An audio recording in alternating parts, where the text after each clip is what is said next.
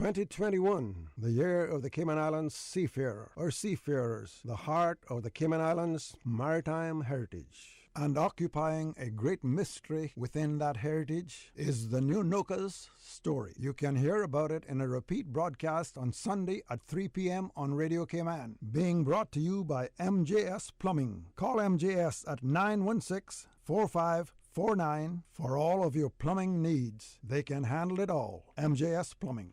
Radio Cayman. The voice. The heart. The soul of the Cayman Islands. Oh, I think they're doing a great job. A lot of them are. Good afternoon, Dwayne. How are you? Not too bad, sir. Ladies and gentlemen, Radio Cayman's Talk Today with Sterling Dwayne Ebanks. But I do have some questions. There are more questions than answers. Radio Cayman's Talk Today. If you're ready to talk, we're willing to listen. Well, I really enjoy this program today. Cayman Islands' foremost listeners participation program. May God bless every person.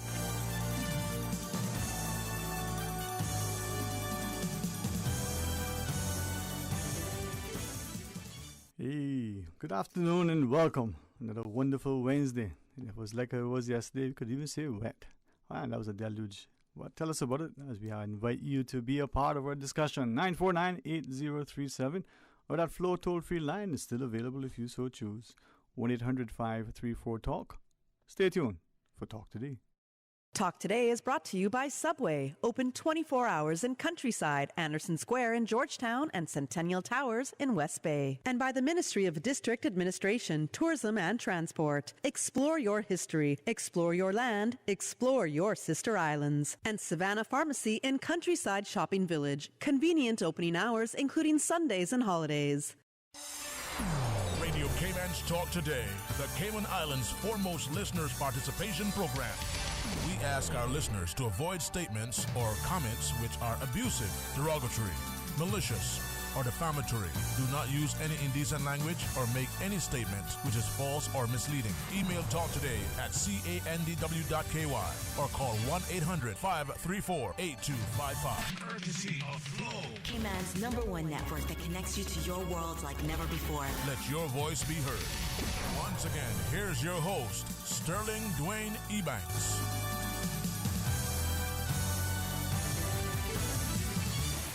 Hey, good afternoon. Welcome back, and thank you for joining us as we invite you to be a part of our discussion. It is open line. We want you to share your thoughts with us.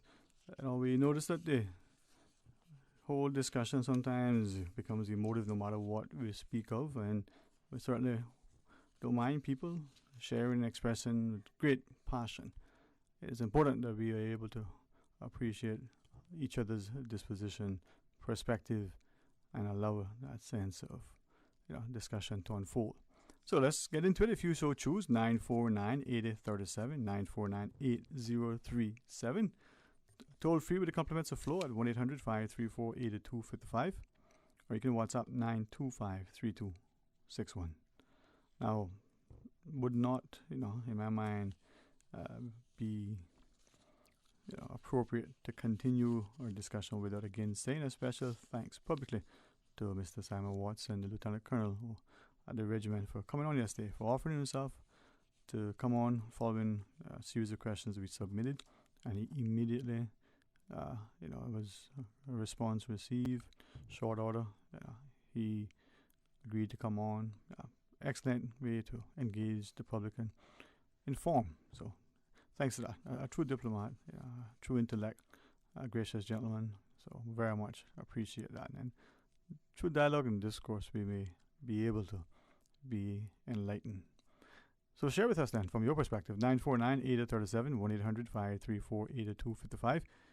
If you were able to hear Mr. Steve McFeely earlier this morning on the For the Record show with Mr. Hart, talking about the whole relationship with the other administering territory power in his territories, some of us may harken back to that, what we probably first became acquainted with, that Partnership for Progress and Prosperity, that 1999 white paper. Then it was the issue of self-determination being front and center.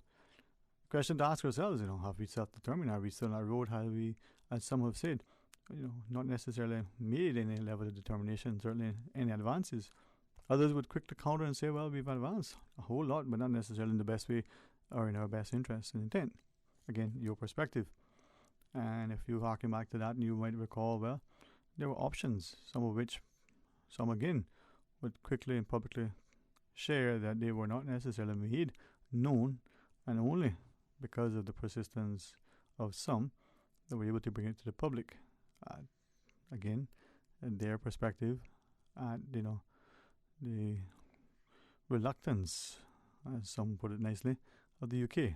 Reports being going to the UN Committee of 21, and then the notion that, well, the territories are all self-determined. We have in our Legislative Assembly prior to its name change in the last election a discussion, some would say the first time in decades, where the topic of independence and even the word itself was so freely used, not only in the public domain, but again amongst the elected representatives. So the question that we want to ask, if you're willing to answer, should we proceed to political independence? And if we do we have the economic and financial independence to do so? Are our people sufficiently prepared from not only the educational perspective, but the institutions and infrastructure within the country? And if we were independent, what would that look like? Now, some, perhaps again listening to the conversation earlier, as evidenced by the 2018 paper, that the UK's perspective is that if you're sort of living as a British citizen in an overseas territory, then you should have the right to vote, and I guess by extension the right to stand for election and the like. Now, a few people called after they were listening to that, sharing that they hope that they would have been able to participate in the discussion, but when an example was specifically, and hopefully the question isn't just asked for information or to get you to engage in a response, but it's to also get others to at least think and be able to formulate a perspective and hopefully come to something that is very, very meaningful, cooperative and unifying. But the question was, if a British national who is here in the country, and let's say it's after 5 years or 10 or 15, or maybe it's someone who would have shared that within the EU, they thought it should be a matter of less than 2 years, maybe even months. When you move from one EU country to the next, that you should automatically be able to participate. But that aside, the question is, a British national coming into an overseas territory, let's say the Cayman Islands, is that person still eligible to not only vote and participate in British elections, but benefit from its, say, health services and all of this taxpayers sort of contribute to while they're living and working here? And that aside, the person says specifically, they're here, they can go back to vote when there's a general election, they can vote by proxy, a sort of postal ballot, absentee vote, however you call it. They can vote. Some would have shared that they could vote from here in the last British elections online. So now, by extension, if that right is still enjoyed by the British national, they can vote in the British elections. Can they then also vote here in our own general elections? One person, casting 2 votes in 2 different, countries, 2 different, sort of jurisdictions. And if the answer is yes, well, can the person who is, Caymanian, can that person equally have that and enjoy that same right to vote in the British elections? Well, if someone would answer, or even says, well, I don't know, but it should be or it should not be, I would very much be willing to engage you. 949-8037, 949-8037. Or toll free with the compliments of Flow at 1-800-534-8255. WhatsApp 925-3261. Now, if you like numbers like some of us do, not just, I joke again. I don't know if people still play numbers, but they used to way back when. 949-6990. So good numbers in that. 949-6990. You got 7 digits and 4 Roman 9s. I don't know. Maybe that's something to that. But 949-629-90. You can call and share your thoughts with us. You can do it by WhatsApp, whether something that you type up and send through, or you talk to the thing and it tells you what it says and you can send that through. So a voice note otherwise can equal work if that is your preferred mode to share your particular perspective with us. Now, as we get ready for our first break, I'm not probably, the person that you would want to talk to when it comes to about being interested in the weather. It's raining, yep. What's the impact of the rain? More important. But yesterday, at least, right here in town while the show was on and immediately thereafter, that was probably akin to a torrential downpour. It was a lot of water seemingly falling from the heavens in a very short period of time. The roads drained well, so kudos to the NRA and Public Works for that continuing approach. But it means that we who live and work here and traverse our roads need to be ever more mindful. I saw what was, unfortunately, at least in my perspective, and you can tell me otherwise, a few of us as drivers going a little bit fast through the standing water, the puddles as we call them, or as a friend used to refer to them, she used to call them poodles. I still laugh to this day how she was so easy to say it and bring such laughter and joy to everybody else. But going really fast, flying, we would say, through those puddles, only to splash not just other cars, cyclists and pedestrians, sometimes on the sidewalk and sometimes, on the side of the road. Now, probably of anything, it's probably not, a nice thing to do, whether it's unconscious or deliberate. Certainly, going through the water at high speed or a faster speed could potentially, create some mishap.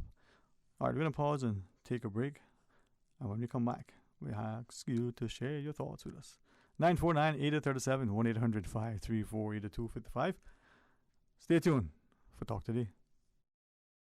A caring and community spirit, cherished family and cultural values. These are some of the things that still embodies the Caymanian way of life in the Eastern Districts today. Savannah Pharmacy, your neighborhood pharmacy, located in Countryside Shopping Village, is delighted to offer products and services of real value. Whether it's catering to your family's medical needs or carrying apparel, gifts, and beauty products, Savannah Pharmacy provides you with more than just prescriptions. Remember, they're always just around the corner with everything your family needs and convenient opening hours, including Sundays and holidays. Savannah Pharmacy. For more information, call 946-3336.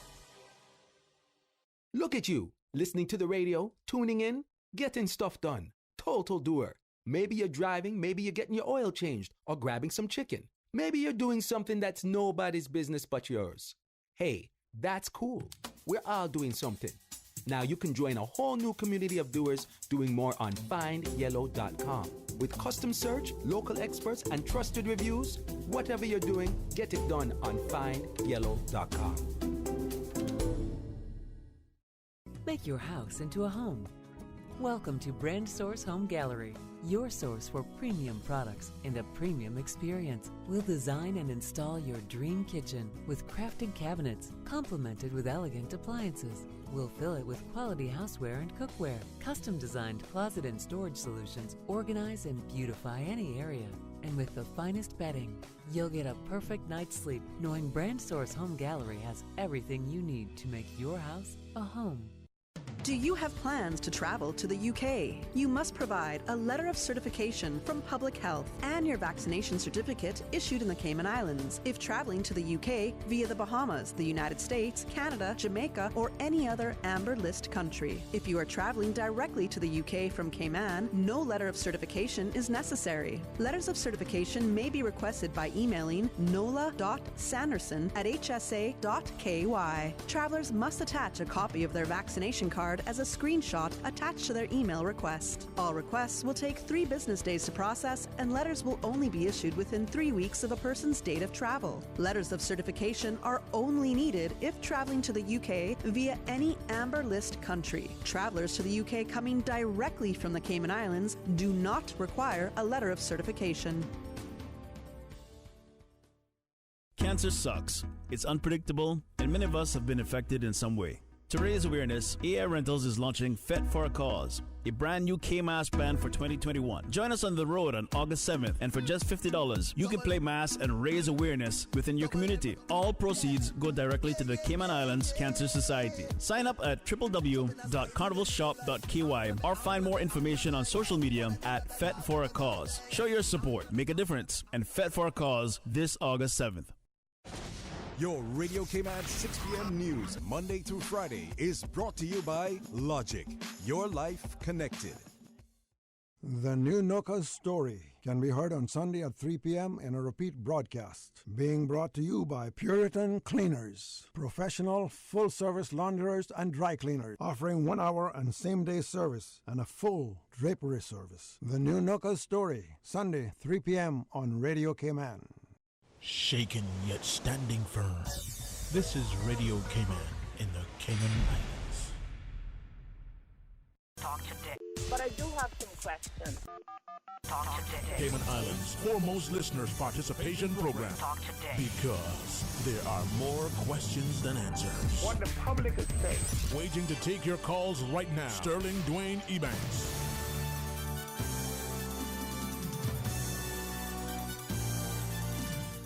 Hey, good afternoon and welcome back, and thank you so much for joining us. It is open line 949-8037.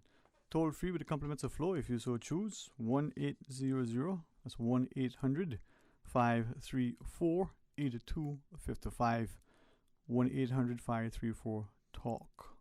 So that's 1-800-534-8255 or 949-8037. Or you can do 949-6990 as well. And then, of course, the WhatsApp is 925-3261. So last evening, something was witnessed and was shared, we will relate to you as well. And the question was asked, well, on our roads, emergency vehicles, so the ambulance, the fire truck, the police, so those emergency vehicles, we hopefully are cognizant of them, no matter, how well our cars are sealed and insulated and how loud the music and how comfortable the air conditioning as the windows are up. But we are cognizant of them and we give way as we should, even if it wasn't law. That person they responded to needs the help that emergency service vehicle is responded to. And as we continue, maybe asking and sharing with you why we asked that question, let's take this caller first, though. Hey, good afternoon. Good afternoon. Welcome. Good afternoon, Mr. Sterling. How are you today, sir? I am blessed and very thankful. How about you? Oh, I tell you, can you imagine? I was told by a couple chicks that I've been not married for too long. No, I hope well, go ahead. You know what? Let me indulge you. Go right ahead, man. I say, but I'm wondering what must I do? Well, I mean, I don't want to say too much about it, yeah. But yeah. Well, okay, so let's take what you're saying and let's ask the question. I think as human beings, we're built for companionship, and it could be a great game of whist, over a nice pot of fish tea. It could be an afternoon sail or a good morning splash where you hopefully, as lines go in the water, you're looking for some tight hand. It could just be a level of interaction that stimulates the mind as well. Now, maybe it's good to find something that engages you and puts you in a state where your mental and emotional well-being is very much the center of focus. So have you considered embracing some hobby or otherwise? Of course, no doubt about it. And I say to myself also, what is it that I have to offer her? But what did yourself say back to you? Huh? See, sometimes they say, when you say things to yourself, you got to listen for the response. So what did yourself say back to you? I can't remember. See, got to record that one. Yes, sir. But I mean, of course, it's a lot of things that we can offer each other in life. But what's I don't understand that. I haven't been. But do you think, right? Yeah. Do you think? Sorry, let me ask. When it comes to friendships, relationships of any kind, we heard a thing called referred to as a soulmate. Do you think and do you believe that such a thing exists? I certainly do. All right. I'm going to ask you two other questions. First, why? Why do I believe that? Why do you believe that? I couldn't say at this time. Okay, so how do you know that you have found your soulmate, that this person, is the soulmate?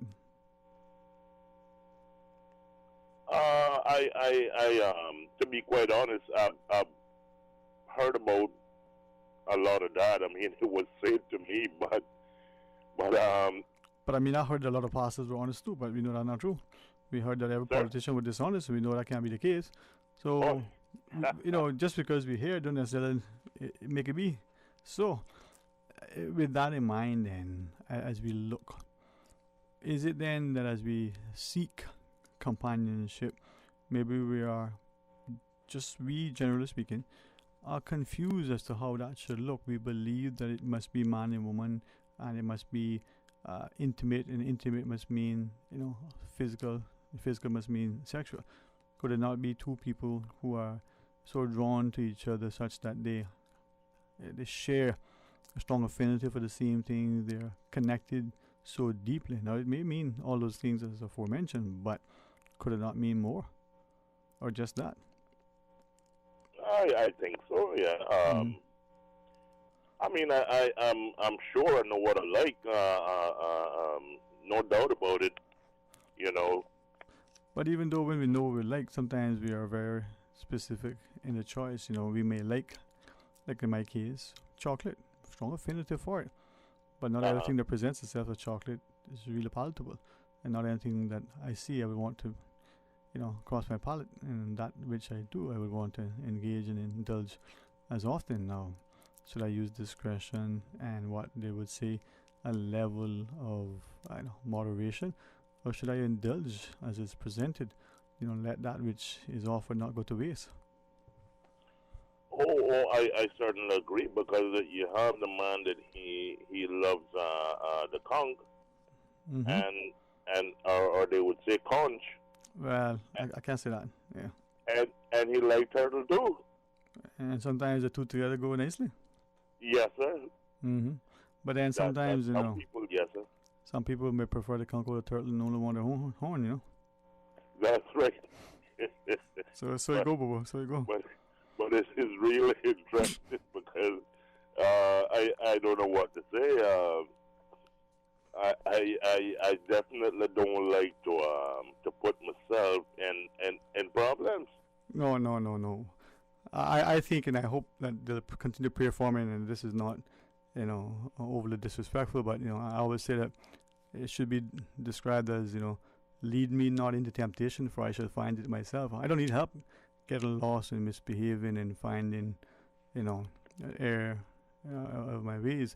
What we need is to draw aside each other and offer up help. Don't wait for the man to smash into the wall to then say, I could tell you so. Guide him. He may not be wise and mature enough to take good counsel, but if you offer up, at the very least, after the fact, you can say, well, I tried to warn you, lead you, guide you, show you, mentor you. I think that is probably one of the things that's sorely lacking in this society. We are apt to want, seemingly, to see and enjoy and celebrate the failings and shortcomings of our own, as opposed to persevering, sometimes even against unseemly odds. Now, is it because we lack faith, or is it we just begrudgeful? My friend, listening to you can instill a lot of sentiment if we would just listen and willing to reason. And I look at it as a constituent to the politician person. Yeah. Okay. How long does it last for? I mean, what's the plan? And who should be in the driver's seat, and to what extent is the role sometimes one and then the other? Is it a partnership? Is it an equal partnership? And when there is abuse of that partnership and power, is it that it's always on one side of the equation? All right. We've got a couple of callers, but any final thoughts you might want to share, my friend? Well, I tell you, I'll be honest, I haven't put too much thought into it, really. That's fine, Bobo. That's fine. You take your time. We chat again. We chat again. All right? Okay, sir. Okay. Blessings to you, man. Always good talking to you. Okay. Enjoy your afternoon. All right. Blessings. Can we take another caller, Mr. Mayan? Good afternoon. Welcome. Thanks for calling. Hello. Good afternoon. Good afternoon to you, Sterling Green. Yes, sir. Pleasant. Good afternoon to you, too. Yes. I just want to quickly first wish my little grandson, Liam, Eden's son. It's Liam's birthday today. Happy birthday, yes, sir. Grandson. Yes, sir. Liam Holston. Want to correct something that I was saying to you and Mr. Lofter when we're on about V1 and V2 and V3 rockets we're talking about. Yes, sir. Yes. They did go up into space. I believe I said outer space. But no, they went up 57 miles and 54 miles, which is space. First man-made objects to go up into space. Were those rockets sent up by Dr. Von Braun and Walter Field and Two Force V1, 2, 3, 4 rained down death and destruction in England. There's often the talk about going independent, political independence, of course, because wealthy people are independent. As we know, there are many wealthy people in Cayman, and they're independent. They can do as they feel like, buy what they want, go where they want, send their children to any Ivy League college, buy them a BMW for their birthdays, their teenage children, or whatever. Right. You get the gist I'm saying. They're independent. Independence means you can do whatever you want, whenever you want. So money will buy you independence. Political independence means the politics of the country will be on an independent regime. You know, people think that if you say tomorrow morning we hold a referendum, the first thing is we have to realize the 138 nationalities here. Many of those nationalities have now been given status. There are completely different ideas and philosophies and culture from the generational Caymanians. So when we say we should go independent, we might think of independence. We have to be very careful. Who is the we we're talking about? I've asked this question before. Who is the we? The one thing we have to realize, it is a big step. To get independence means you will have to write a new constitution before you even held a referendum. Write a constitution that could be presented to and approved by the people and approved by your sitting MLAs, now sitting members of parliament, I should say. Now, approved by them generally and then taken to the public, and then might hold some public meetings on it and see what's the reaction to it. And then you would have to hold a referendum then, because once the results of the referendum come in favor of independence, you have to hold elections, because the government to be elected to run the country would have to be elected under a independence, a constitution granting the country independence. This is not an independent country, so we're not being run under that type of government. So the government that is now government would be void, would be they wouldn't be able to be called the country's government. They'd have to hold. Maybe the same people would go back, but you never know. Right. You're not there at all. But that is the gist of it. People have to learn to understand the significance of it. And again, you'd have to give the people some reasons, serious reasons why to go independent. Many of the issues you're talking about there, to me, the most serious one is the belonging thing, belongership thing. We might have to, I think, because the gay rights thing, we knew about that coming, but we knew about belongership even before that it might come. It was always a dicey thing that British citizens used to vote in the colonies if they were living there long enough. I'm pretty sure of what I'm saying. And other territories, British colonies could vote in other colonies also if they were living there. So, because I know what I'm saying, this is a fact. Caymanians could vote in Jamaican elections if they were living in Jamaica before it became independent. Because there was British Jamaica, British Honduras, British Cayman. It was all part of the British West Indies. British. Because I know of a Caymanian. I can call his name, but I won't. Right. Who ran for elections in Jamaica. The thing is, we have to understand this. We're talking about the governor taking part in it, and the governor, that's his privilege, and that is, he knows the stands that Great Britain is under, and so forth. I've had the privilege of speaking with His Excellency several times. I've found him to be a man of very concern about our country and our people, and involving himself in that. He allowed that lady there to stand up outside his gate for God knows how long with all kinds of placards and stuff like that. Doesn't that show the kind of tolerance in him? And also, we have to think of another thing that I haven't heard anybody say. With His Excellency walking along with those folks, there was far less risk of any violence. Have you ever thought about that, with him walking there? Well, let me ask the question. Do we really think that there was risk to anybody in that thing at any point? You heard what I said? You know, I heard, but my question is, was there a risk assessment done, and do we know or honestly believe that there was a level of risk because of that event? I mean, let me just say it this way, Sterling Green. Yes, sir. We know our people, and we have heard things. I am not saying there was any great risk, but I said any risk.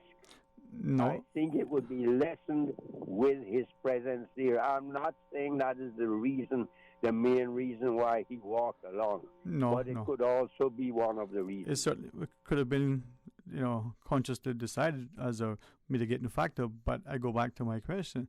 We know that in other countries, not just the neighboring Caribbean islands, but in other countries, we can think of events that transpired in the U.S. We can look at behaviors in Canada. So we know, but what I'm asking in the Cayman context, what level of risk was assessed? Do we think that there was a level of risk?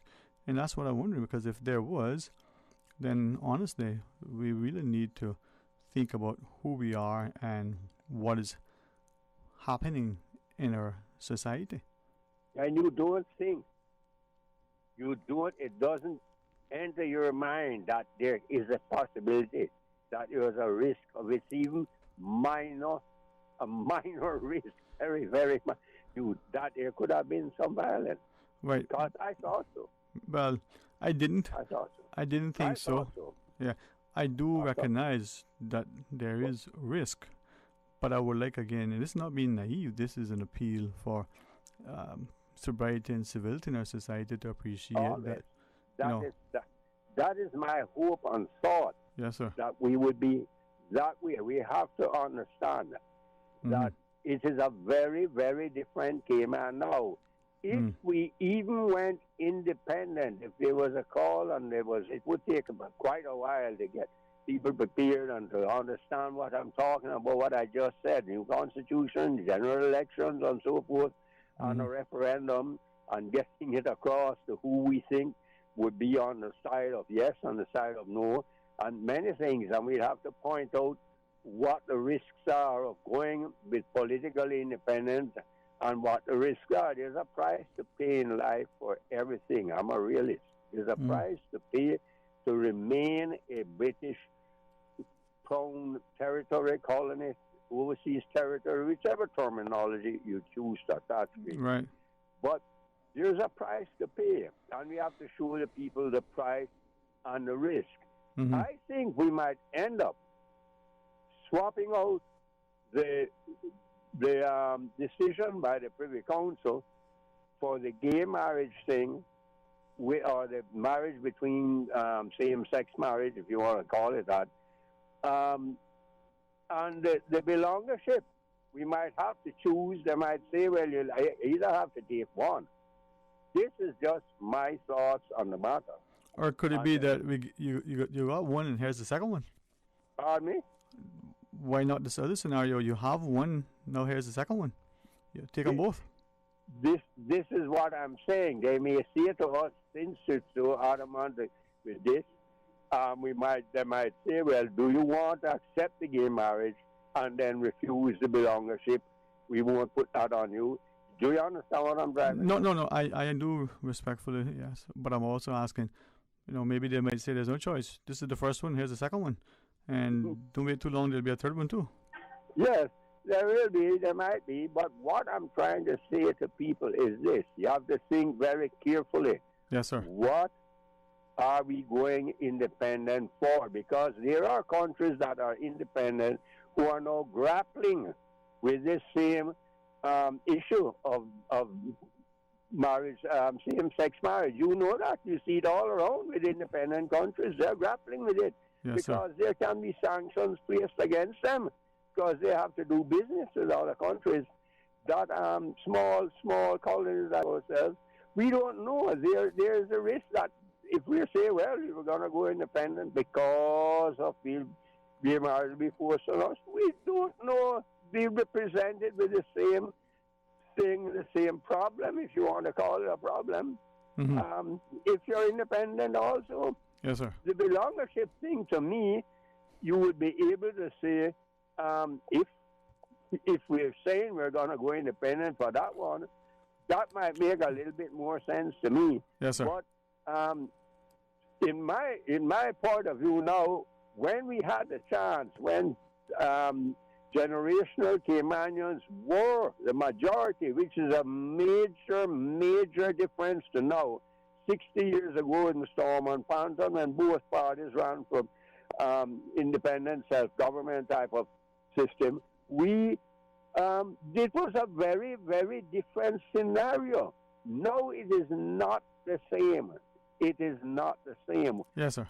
Indigenous Caymanians, generational Caymanians are not a majority now.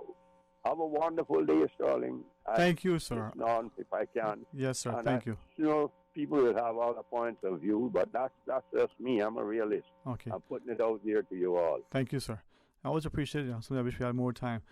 And we had a news break coming up. And a break, Mr. Boss, man. All right. We have callers online, and we want to hear from you. If you are amenable and able, please, be patient with us. Join us after the break. You see how hard it's raining? Yeah, and I don't have time to fight traffic and get my lunch from Subway. I have so much work to do. Why don't you order Subway by using the Let's Eat or Bento app? Save time, stay dry, and get your sandwich fast. I never thought of that. Great idea. I'm going to order now. Order me a veggie pizza while you're at it. And a cookie platter for the office. Too busy at work or home? Is the rainy weather stopping you from dining out? Order your favorite Subway sandwich, wrap, or pizza through the Let's Eat or Bento app with fast and reliable delivery. Subway, eat fresh. The HSA Specialist Clinic has relocated to a new, modern, state-of-the-art facility at Smith Road Center to offer you a better patient experience. Receive care from top specialists in chiropractic, complementary and alternative medicine, neurology, ENT, urology, pain management, and more. Our orthopedic and telemedicine clinics remain at the Cayman Islands Hospital campus. Please remember to bring your own face mask when visiting any HSA location. Visit our website, hsa.ky, to learn more. At the HSA, you matter to us. King Sports Center takes pride in being more than just an ordinary gymnasium. For 14 years, their multi-purpose facility has been providing the community with a variety of sporting, recreational, and relaxation activities. King Sports Center has a bowling alley, lounge bar, multi-purpose rooms, powerhouse gym, rock climbing wall, bungee jumping, a 10,000 square foot rink, and so much more. For more information on the variety of services, call their friendly staff today at 946-5464 or email kings@candw.ky or visit www.kingsportscenter.com. King Sports Center, your one-stop shop for fitness, recreation, and relaxation. When I was growing up in Cayman, Sundays was always a big day for our family. Everyone would go to Granny's house for Sunday dinner after church. Even today, I can still smell the aroma of all the delicious food we used to eat, especially the hot, fresh baked bread smothered in butter, topped off with our favorite pan cheese. These days, I don't have enough time to cook and bake, but I do my best to carry on the Sunday tradition of family meals, and being able to get hot, fresh bread with no preservatives or additives from Caribbean Bakery is a big help for me. Shh, don't tell them, they still think I baked it. Caribbean Bakery, now delivering every Sunday to McGrath's grocery store in Eastern Avenue and Marina Drive. Caribbean Bakery, made Cayman fresh. Ladies and gentlemen, start your engines. A truly exciting event is just around the corner. 4 hours of Rotary Central Gumball Car Rally excitement. Saturday, August 21st, noon until 4 p.m. Prizes around Gumball Rally car preparation, rally spirit, rally event notes, rally accuracy. Answer the questions and find the Rotary Central Gumball Rally finish line. The Rotary Central Gumball Car Rally, a fun event, not a race event. Register with only $100 per entry, up to 4 persons per rally car. The first ever Rotary Central Gumball Car Rally event. Register now at Rotary Central Facebook page or call 936-1344. Every Gumball Rally dollar will serve Rotary Central mental health projects. Rotary Central. Serve to change lives. Money Sense is the only personal finance radio show and podcast in the Cayman Islands, bringing an informed financial perspective to the Cayman community. Tune into Money Sense this Thursday, 7:30 a.m. for an exclusive conversation with Minister for Financial Services and Commerce, the Honorable Andre Ebanks, as we discuss growth opportunities and areas of challenge within Cayman's financial services industry and regulatory landscape in a post-pandemic era. Follow us on Twitter and tweet your questions to @MoneySense Radio, in partnership with the CFA Society Cayman Islands and sponsored by the Cayman Islands Chamber Pension Plan. Catch Money Sense this Thursday at 7:30 a.m. Radio Cayman, the voice, the heart, the soul of the Cayman Islands. Today's biggest news. Radio Cayman. Your voice, your choice. Local, regional, international. This is Headlines from Radio Cayman's newsroom. Today's biggest news. With your latest headlines, I'm Felicia Rankin-Solins. University College of the Cayman Islands is holding their honors convocation ceremony on August 18th at 6:30 p.m. to award their high-achieving students. The ceremony will celebrate students who have achieved the President's and Dean's list. Approximately 170 students will be receiving certificates during this year's ceremony. In international news, a U.S. couple who gained nationwide notoriety after they pointed guns at Black Lives Matter protesters last year have been pardoned. Mark and Patricia McCloskey were filmed holding weapons outside their home in St. Louis, Missouri. They were fined after pleading guilty to misdemeanor charges this year. But Missouri's Republican Governor Mike Parson has now pardoned them, something he had promised after U.S. conservatives began to support the couple. The participation of openly gay, lesbian, and transgender athletes in the Tokyo Olympics has led to an upsurge in anti-LGBT commentary on Russian state TV. Extremely offensive language was used by the hosts and guests on talk shows. Even though the Kremlin has tended to not publicly support anti-LGBT sentiment, it fits in with the state ideology of defending Russia's traditional values against the West. A new study shows that the percentage of the global population at risk from flooding has risen by almost a quarter since the year 2000. By 2030, millions more will experience increased flooding due to climate and demographic change, the authors say. These are your headlines. I'm Felicia Rankin-Solins. For the latest in news and information, follow Radio Cayman on social media, Facebook, Instagram, Twitter. Download the Radio Cayman app or log on to our website, radiocayman.gov.ky. Talk today. But I do have some questions. Talk today. Cayman Islands' foremost listeners' participation program. Talk today. Because there are more questions than answers. What the public is saying. Waiting to take your calls right now. Sterling Dwayne Ebanks.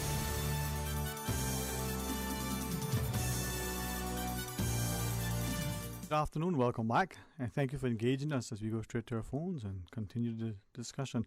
Welcome, thanks for your patience. Good afternoon. Hi, Mr. Sterling. How are you? Very blessed, thankful. And yourself? Yeah, I'm pretty good. I'm hoping I get so beat up. He was beaten up this morning. He started to stammer.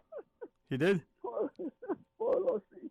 He's trying his best to make everybody comfortable and get the point across and love him to death. I called this morning asking about us becoming independent. But I had to get up my car, so I never did get the answer if there was an answer. But I was just listening to Mr. Taxman there, and some of the things he was saying about this independence. I really appreciate him explaining what he did, and it gave me the majority answers to my questions that I've been trying to get for some time. Like I say, those guys got an answer this morning, but I was not nearby to hear what the answers was. I'm not pulling them down or anything. But Sterling, talking about becoming independent, where would we start if he was to become independent? Trying not to go be ruled by England anymore because of some of their laws and things that they believe in that this so small Christianity community doesn't agree with, but yet we still have to thwart it without even agreeing to salt because we're being run under England or whatever you want to call it, the Queen or whatever you want to call it, the Crown colony, whatever the case may be. When they're going to say that, in due time, it going to happen. In other words, if we can't take care of one of their laws and bring her to our island and turn our island into a zombie, I don't want to use that word on air. But, it makes you wonder, in this day and age, where are we really going and what are we really gaining from all this stupidness of this and that to please this one, to please that one, and make our little lives here on this island so miserable, knowing that, for example, I'll say this, for example, we know we had gays in this island from day one, but it was very discreet and we didn't have no problem with them.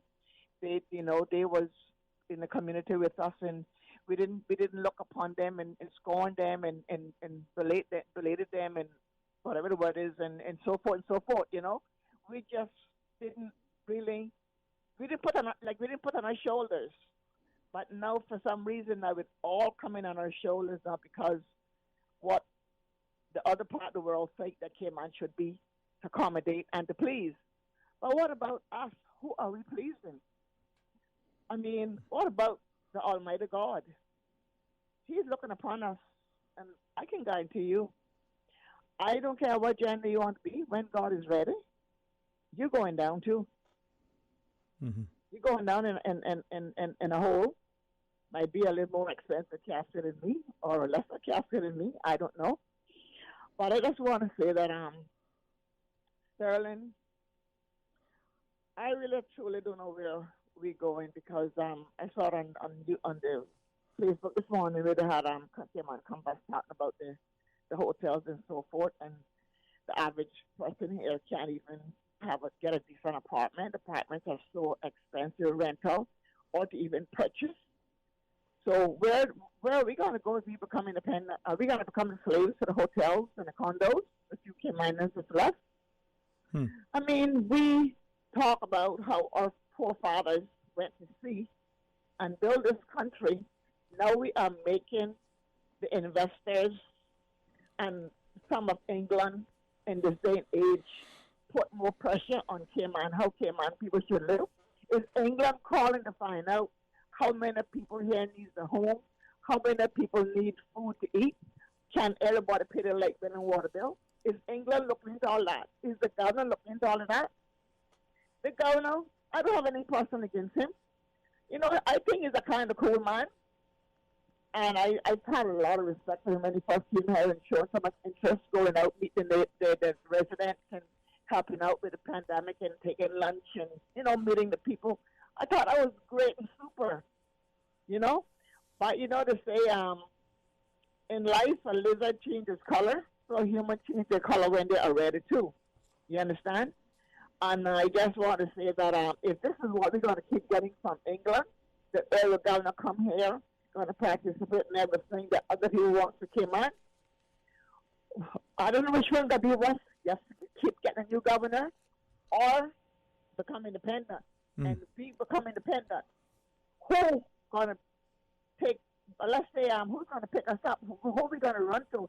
And starting just a couple of days ago, you were talking to some people about the regiment. Why we have them here in this island, we never had them before? Why is it under this governor that we still have these people now?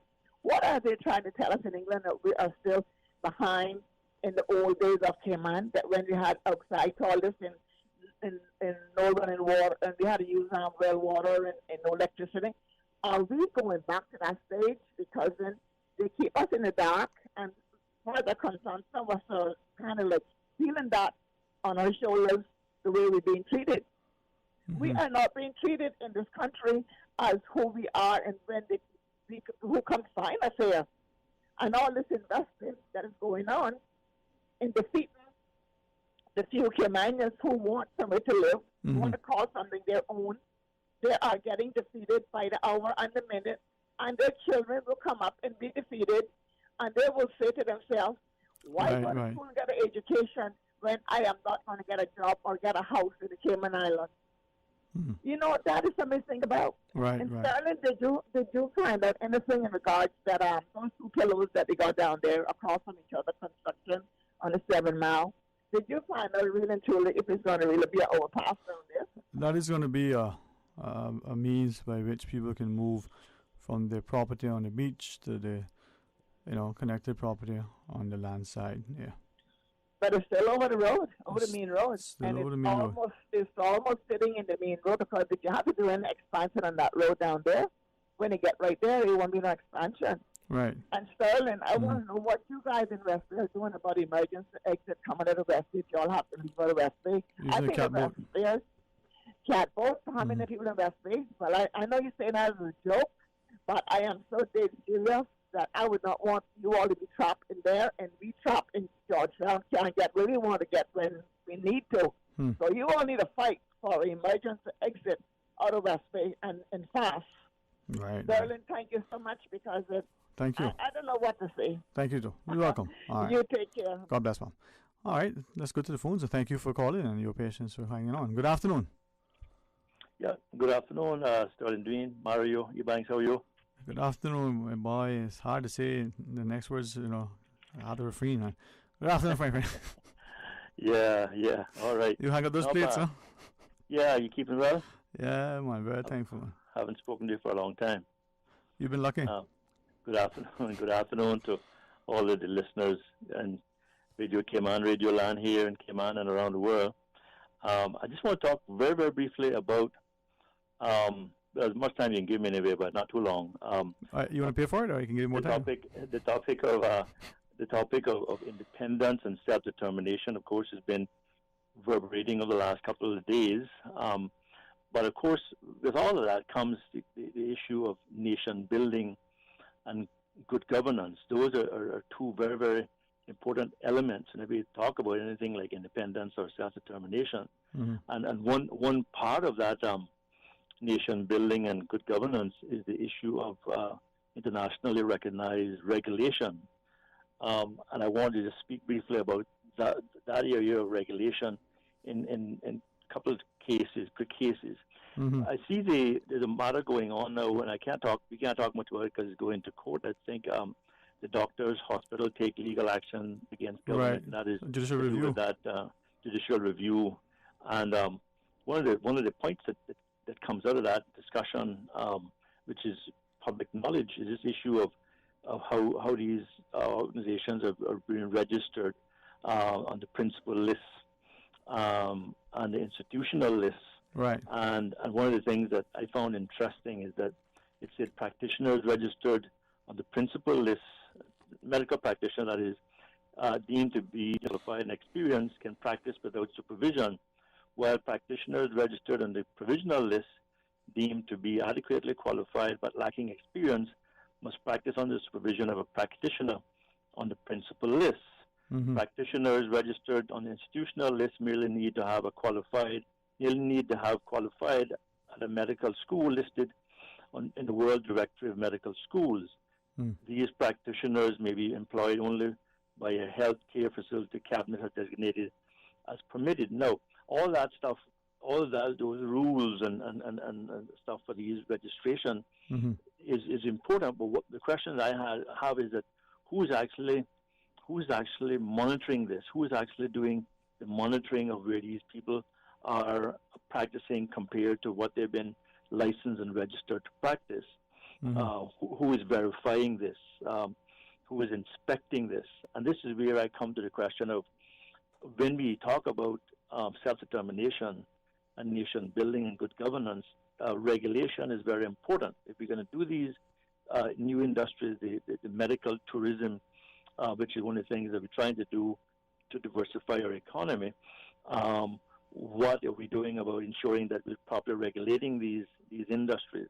And I think we're starting to see the chickens come home to roost now with the medical field, where certain things are starting to go a bit pear-shaped because of lack of proper, consistent regulation. I mean, for example, in terms of strategic policy, regulations and guidance notes, like I say, for medical tourism, who is actually in charge of that? Do they have a department? Do they have, I know the HSA and Health Practice and the Health Practice Commission are meant to be doing all this, but it becomes a huge, huge job to do this thing properly up to international standards if you have, all these healthcare facilities that are going to be coming in to the Cayman Islands. We have financial services industry, a very good industry, well regulated, perhaps getting a little bit too heavy, but but certainly world-class regulation. Tourism industry again is top-notch, needs more regulation and supervision as well, as we all know. Then we have going into medical tourism. There's talk about sports tourism. There's the special economic zones. There's the other industry. So I guess what I'm saying is that if you look at the medical side of things, we need to make sure that we have proper regulation and that these technical issues are dealt with carefully and consistently, and we don't have things slipping and going falling through the cracks. For example, in the medical tourism side or medical practice side, the whole issue of cultural orientation, people coming in from countries far away with whole different cultures and beliefs and whatnot. Do these practitioners get in a kind of cultural orientation to Cayman standards and even simple bedside manners, for example, which is very important. But beyond that, the whole thing that is coming out of this lawsuit, this legal judicial review that's being done now, it's going to bring to the surface a lot of these areas that we need to look at.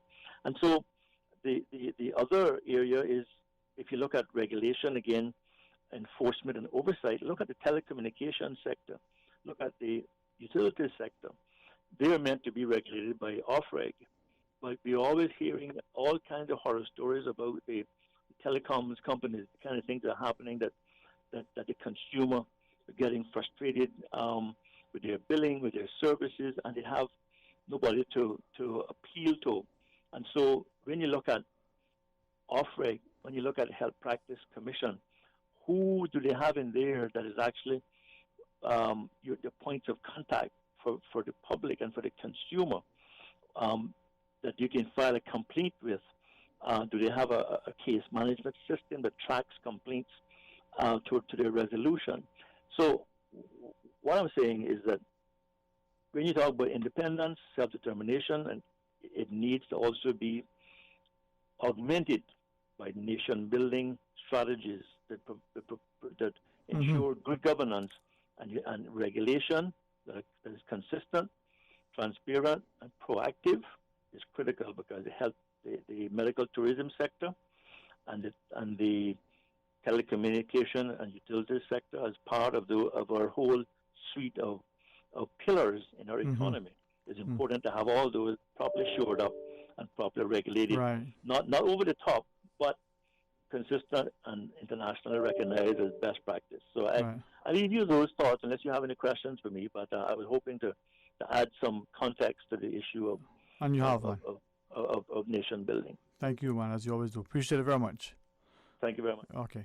And got to pause, take a break, and again, beg our callers for their continued patience. Stay tuned. Radio Cayman is pleased to feature this special Sister Islands historical vignette, brought to you by the Ministry of Tourism and Transport. Explore your history, explore your land, explore your Sister Islands.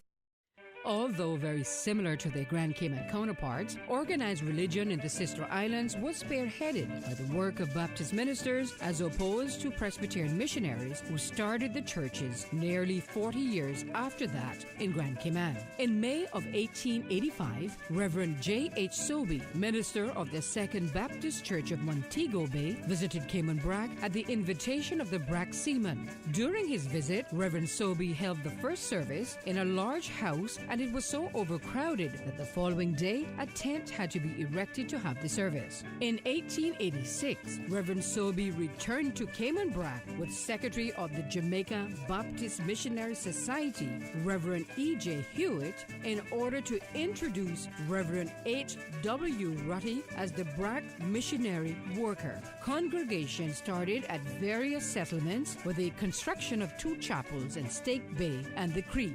The progress would continue, and 6 months later, Reverend Rutty was ordained as a permanent missionary, and more congregations were formed in Westin, Spot Bay on the east end of the island, and South Harbour in Little Cayman. Reverend Rutty's son and grandson would go on to become Cayman Brac's collector and Chief Justice of the Peace. Radio Cayman is pleased to feature this special Sister Islands historical vignette, brought to you by the Ministry of Tourism and Transport. Explore your history, explore your land, explore your Sister Islands. Freedom, Cayman Brac. Freedom, Little Cayman. Soft breezes, blue waters, no traffic. Unwind and rejuvenate your mind, body, and soul. Sister Island Staycations, a taste of freedom. Discover all that our Sister Islands have to offer.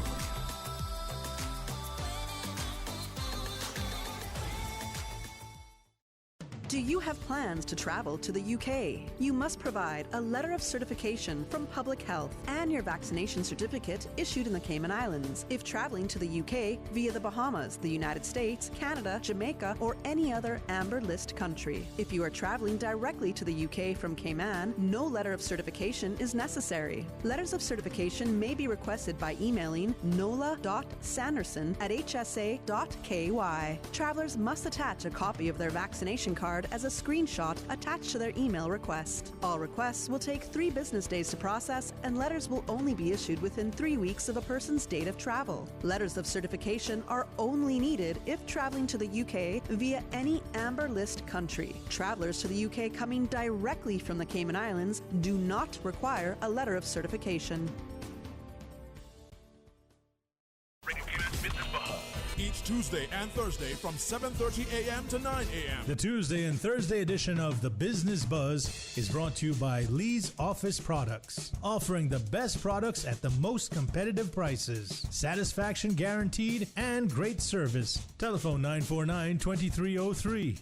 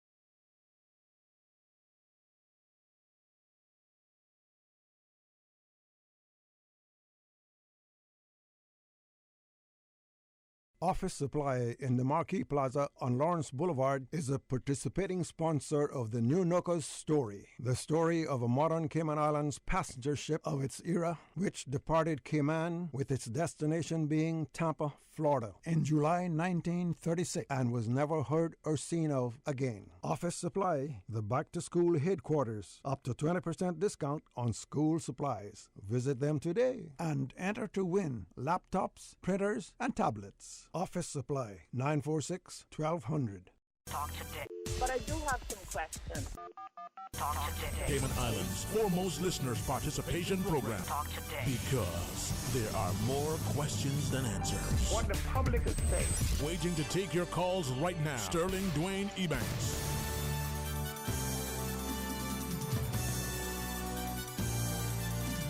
Hey, good afternoon. Welcome back, and thanks for joining us. It is open line as we go straight to our phones. Hey, thank you so much for sharing with us. Good afternoon. Hello, good afternoon. Thanks for calling. Hey, good afternoon. Yes, hello. Hey, sir, how are you? Good to hear from you. I'm doing good. How about you? Very thankful, Very, very thankful. What you did with our rainfall, man? Well, I wish I could have bottled it. Save for a rainy day. Mm-hmm. But it seemed to have only been concentrated in some places, Quite interesting, isn't it? Yeah, but if you look at how much we've been reducing our vegetation, look around in some places, you have to wonder how this whole thing is affecting us. Even, in a small space like this, it rains in some places, and some places dries a chip. So true. This is the month of August. Mm. You got 4 months left, and then it'll be the end of the year, December. Okay. Mm-hmm. Why do we take for granted that it must rain? We take for granted, the rainy season is going to rain. Mm-hmm. What I'm trying to say is this. We are not counting the cost, the effects of deforestation into Cayman Islands. Mm-hmm. Let's add on to that now. All of the serious issues that we have into this island. A lady spoke a while ago about the district of West Bay. Mm-hmm. Someone should try to look into getting another exit or entrance into the district of West Bay. Mm-hmm. What I'm saying is this now. With all of these important issues that we have, I can cut. I'll say a few more after. Mm-hmm. we have what you call supposedly the Council of Security Council. You mean the powers that be into that, they don't see the relevance, the seriousness, the importance of not having another exit entrance into the District of West Bay. And then we call ourselves, or they call themselves, the National Council, the Security Council. But some of those people have time to go and join the celebration of the gays. Sterling? Yes, sir. They are taking this place, in my opinion, for a joyride. We are sarcastically, in my opinion, being made fun of. They have nothing better to do with people in high positions and top positions. Come on, give me a break, man. I mean, we're living in some serious times. We had these people in their island from time I can remember myself. Everybody got along with them and they got along with us, and no big deal. What's the issue now of bringing this thing to the forefront in talking about whatever they call it, gay pride or whatever? What's the big deal? Why it's so important to bring this to the front? Nobody is doing those people anything. I have people that I say hello to, and I say friends. They respect me, I respect them. So what it is so important that must come to the limelight? You know what? As a Caymanian, we had better bite the bullet and decide the next road for us to go definitely will be independent. From our forefathers, we never starved to death. We were always God-fearing people. The good Almighty provided us with livings. We didn't have all this money, but we were honest people to one another. We survived. Now, what we afraid of if we get England to pull the rug from under our feet, are we going to starve to death? Well, I guess everybody's like in a hush when it comes to these things. What for? What for? Let's dig in a little further into this whole situation. It is such a demonic, nothing less than a demonic plague, cloud covering the Cayman Islands. When I say demonic, you hear people talking about, oh, well, they born with this genetic problem. That could be so far from the truth. What proof do they have? If you look into your Bible, and I will quote you what it said, I can't remember what paragraph or what chapter, but there was a family or parents that had this young man that he was having seizures and like crazy all the time, tearing up himself and falling on the ground when these seizures take this young man. Jesus came up and they said, Jesus is coming this way, let's get ready. They took him to Jesus and Jesus asked the question, how long has this young man been suffering with this condition? They said, since he was born. Okay. Jesus said, really? Said, yes. And they said to Jesus, we've been praying about it. Jesus said, well, you've been praying about it. Sometimes you have to fast and pray. Not just pray, but you have to make prolonged prayer and fasting issues to get this thing solved. Jesus took the young man by the hand, and woke him up. He was no more demon possessed. And what did the demon say to Jesus? Told Jesus, say, we are legions, we are many. At least don't destroy us. Let us get into the swines that we may be going into the swines and hopefully they will then be okay. Jesus permitted them to get into the belly of the swines. And what did the swines do? They run from up a steep hill down into the water and drown themselves. If you don't understand what I'm saying, these kind of people are demon possessed. It's not something genetically made up. They need to realize that there's so many demons into the island all over the world, and there are different types of demons. This one might tell you, go and steal something. The next one might tell you, go and have an affair with another man. The other one might say, go and kill somebody. There's different types of demons, and these people need to understand. So what we're going to do about it? What we need to do about it is have long prayers and let the people know that what they're doing is not right.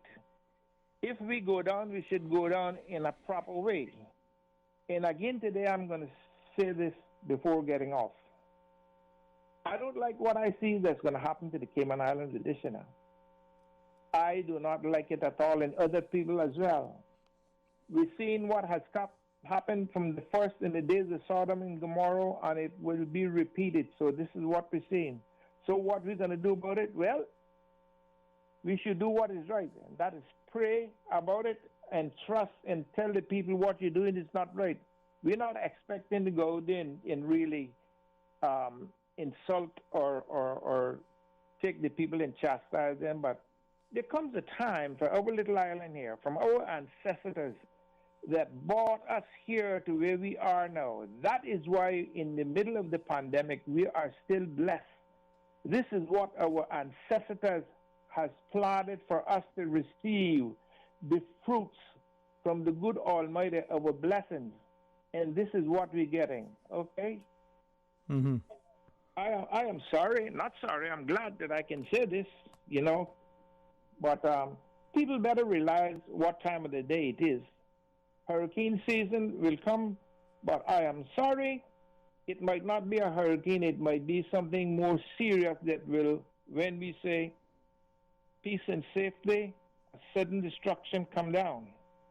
I'm sorry, sir, and this is not good for our little island, you know. And I don't care who they are, but I cannot respect anybody that think that in times like this, with all of the issues that we have into this country, that this should be brought on the front burner and discussed. And reminds me of poor Jesus. They took him and mocked him. Oh my God, it's so discouraging to see what's happening. But anyway, I will say a little bit more, but I thank you for the time that you allowed me on the phone, and we'll get to more another day. Thank you so much, Sterling. Thank you. You're most welcome, sir. All right. Take another call if you can. Welcome. Good afternoon. All right. Well, 949-8037, 1-800-534-TALK. What do we do, my good friend across the table? Shall we go to the phones or take a break? All right. 949-8037, 1-800-534-8255. And thank you for those who are holding on. We appreciate your patience, perseverance, and persistence. And sometimes we know that you have other pressing engagements. So if you wish to, call us back, 949-8037, 949-6990, or hit the floor toll-free line, 1-800-534-TALK. Let's pause though. When we come back, more talk today. Busy, busy, busy. Feel like there's not just enough hours in the day. Savannah Pharmacy, service to make your life easier. Now you can WhatsApp your prescription order to 929-5045. And pickup is just around the corner with everything your family needs and convenient opening hours including Sundays and holidays. WhatsApp your prescription order to 929-5045. Savannah Pharmacy, wholesome values with modern conveniences. Summer, the season for backyard gatherings, beach parties, office socials, and camps for kids. Make the most of your summer party and leave the catering to Subway. Choose from small and large sandwich platters or double meat wrap platters and top it off with optional cookie platters for dessert. Or ask about our Subway Box to Go with the option of a 6-inch or foot-long sandwich, 1 cookie, and 1 bag of chips. Cater your summer with Subway. Visit Subway.ky for menu options. Subway. Eat fresh.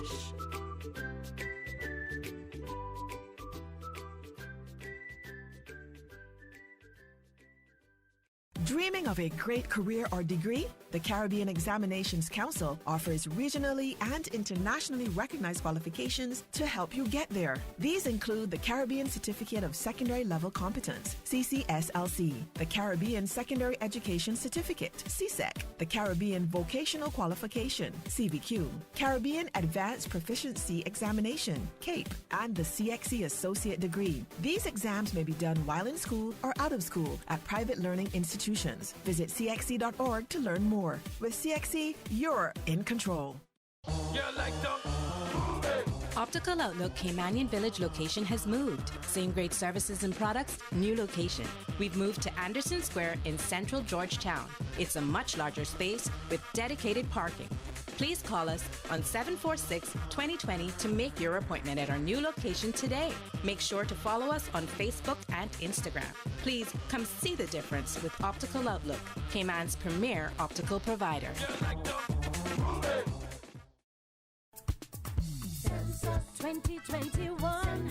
Cayman, get ready. Census starting 10th of October 2021. Census West Bay, you ready? Census East End, we coming. Census everyone will be counted. Census 2021. Census information is secret. Census 2021. Census starting October 10th. 2021. Census 2021. Census. 2021 Census. Everyone counts.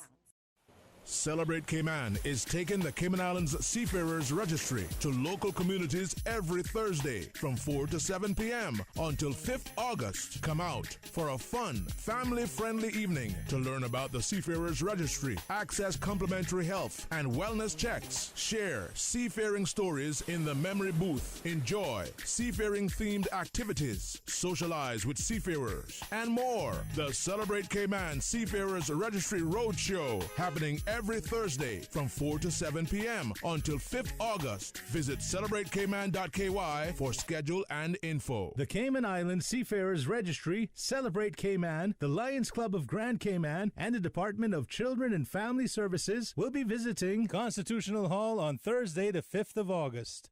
Cancer sucks. It's unpredictable, and many of us have been affected in some way. To raise awareness, AI Rentals is launching Fet for a Cause, a brand new K-Mass band for 2021. Join us on the road on August 7th, and for just $50, you can play Mass and raise awareness within your community. All proceeds go directly to the Cayman Islands Cancer Society. Sign up at www.carnivalshop.ky or find more information on social media at Fet for a Cause. Show your support, make a difference, and Fet for a Cause this August 7th.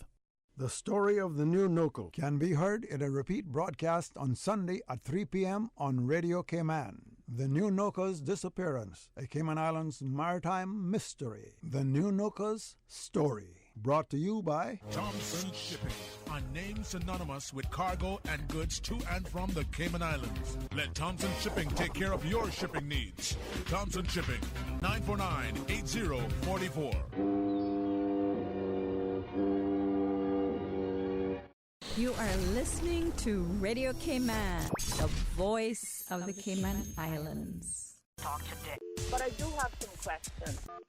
Talk today. Cayman Islands' foremost listeners participation program. Talk today. Because there are more questions than answers. What the public is saying. Waging to take your calls right now. Sterling Dwayne Ebanks.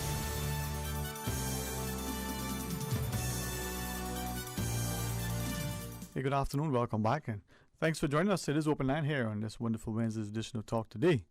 949-8037, 1-800-534-8255. And share your thoughts with us. Now, to the early calls who were, sort of the view, which were the view that, well, look at independence in a particular light. As we look at political independence, what sort of level of autonomy? Well, I've said it publicly, partly because it's something that I think would make sense in whatever vein. Look at, the whole situation, when their president received the Nobel Prize for Peace. And maybe, because some of you shared it with me, it sort of resonates, we could look at developing our people more in an era of diplomacy and political science and the like. And a diplomatic corps would probably be better than a military one. talk more about that in a second. But let's go to the phones. Hey, welcome. Thanks for calling. Good afternoon, Dwayne. Afternoon. How are you? All right, I want to have a little. I can be as passionate as I can, but I can be as calm. Try to be as calm as I can. Of course, sometimes, some things can make you get a little more angry than others. A little riled up, huh? Be as not as riled up as sometimes. All right. I want you to bear a little patience with me. I'll do my best. I said regarding they're talking about the LGBT got the same much rights as us. Yes, they're human beings. I don't have any problem with being human beings. What I have a problem with is where the parental rights are taken away from parents. These adults, what two adults want to do is their business. They do that. They will answer to God. Although I differ for what they want to do, but that's my opinion. And they can have theirs. They can have their opinion. What I have a problem with is the parents are being their rights are being taken away. They don't have any privilege to raise their children in the manner that they wish to raise their children. And Caymanian children, the majority, I can say this way, the majority of Caymanian children were actually raised in, I don't think there's one Caymanian child now that didn't hear that Caymanians believed in the Bible, which was our guideline for man. Yes, ma'am. For man. But now the parents are being pressured. I mean, if they try to discipline their children in a way, they come up with this law now by this march where they give all the children, their rights, what they want to do. Children can make a choice as what they want. Not it hasn't come to Cayman yet, but if they, as they just said about England, give us this, it's all over the world now. So Cayman is the last one now, one of the last ones to get it. When children are given the choice at such a tender age, whether they're 4, 3, or what, that they want to be what they feel like they are. God made them what they were. If He made them a boy, He made them a boy. If He made them a girl, He wanted them to be a girl. When they can make a choice that they want to choose whether if their girl want to be a boy, and the parents has no say, that's why I have a problem with. Because until he reaches the age of, if he gets in any problem, they come in for the adult, they come in for the parents to stand by their side, because it's the parents now responsibility because children turn this way. But now when the parents want to make a choice for their children, then they tell us, oh, you can't do that, you can't look at them hard, you can't do this, you can't do that. Where are we going? We are straying so far from right. Mm-hmm. But the thing about it, what's going to happen to us, and we can see it all over the world, when the children decide that, my mom and dad is too much a boss for me, I go and blow her brains out. When that comes to our shore, what are we going to say then? The parents then going to get all wrong, because the parents was, the first thing I say, parents pressuring their children to do what they want them to do, and this thing, next thing, and where do we go? Are we going to wait till we get there to that mountain, or are we going to try to curve? You can't curve a tree after they grow up a certain height, If you don't bend that limb when she's growing, she go where she want to go, and after she go where she want to go, it's hard for you to bring her back where you want her to go, So are we going to live? We're going to follow England has had some good things for us. We're going to give our mother country her credit. She's done very good for us in certain things. But then what they're trying to pressure us now with, that's not our lifestyle. That's not where we would like this country to go. Are we going to, if it takes that we got to go independent, God is yesterday, the same day today, and He can be the same God tomorrow. So we need to, otherwise we're going to trust in God, that He can guide us the right way, Mm-hmm. or we're going to trust in the world that they're going to carry us down hell path. Right. Thanks very much, Mom. And respectfully, let's join another caller. Good afternoon. Thanks for calling. Hello, good afternoon. Dwayne. Oh, Mr. Billy, I apologize. Well, yeah, I thought there was somebody else in front of me. Yeah, and I thought we were going to a break. I did the wrong thing there. No, well, if you want me to wait, I can wait if you want to go to a break. My friend across the hall is saying, yeah, you better do that, Bobo. You got your job to protect. Let's do that and then come back to you. All right? Okay, very well. Thank you. Most respectful. Stay tuned, please. A caring and community spirit, cherished family and cultural values. These are some of the things that still embodies the Caymanian way of life in the Eastern Districts today. Savannah Pharmacy, your neighborhood pharmacy, located in Countryside Shopping Village, is delighted to offer products and services of real value. Whether it's catering to your family's medical needs or carrying apparel, gifts, and beauty products, Savannah Pharmacy provides you with more than just prescriptions. Remember, they're always just around the corner with everything your family needs and convenient opening hours, including Sundays and holidays. Savannah Pharmacy. For more information, call 946-3336. Wouldn't it have been grand if you had purchased land 30 years ago? It may not be 2020, but a perfect vision has never been more clear. Cayman Brac and Little Cayman, poised for growth with an eye on the future. Your land, your history, your future. Discover all that our sister islands have to offer. Ready, set, go! Enjoy the latest and greatest sports events live on SportsMax. With every Digicel Prime bundle, get dedicated data for your SportsMax app so you can catch all the live action and more right at your fingertips, anytime, anywhere. Get your 30-day Digicel Prime Bundle Plus for only $55 and start watching, because catching gold is better on a bundle. Digicel, better together. 3T Cayman MRI is the patient-friendly MRI experience in the Cayman Islands. With the most advanced scanner on island, utilizing cutting-edge technology, and a team of highly trained radiologists and technologists with the experience that rivals any clinic in the world. Our suite is designed for patient comfort, with the largest patient opening of any scanner, and additional features to minimize anxiety during your scan. Come to 3T Cayman MRI for your patient-friendly experience. Learn more at 3tcayman.com. The Cayman Islands Chamber of Commerce Pension Plan. We're here for you. We are a non-for-profit member-centric plan with a democratically elected volunteer board of trustees representing all sectors of the Cayman Islands economy. Chamber Pension has an all-in expense ratio of 0.72% over 16,000 members, $430 million in assets under management. We were the first multi-employer pension plan approved by the regulator in the late 1990s. And today, we are still strong, secure, and are here for employees and employers alike. If you would like to join or request further information, visit chamberpension.ky. And for information as it happens, follow us on Facebook, LinkedIn, or Instagram. Email admin@pensions.ky or call 745-7630. The Cayman Islands Chamber of Commerce Pension Plan. We're here for you.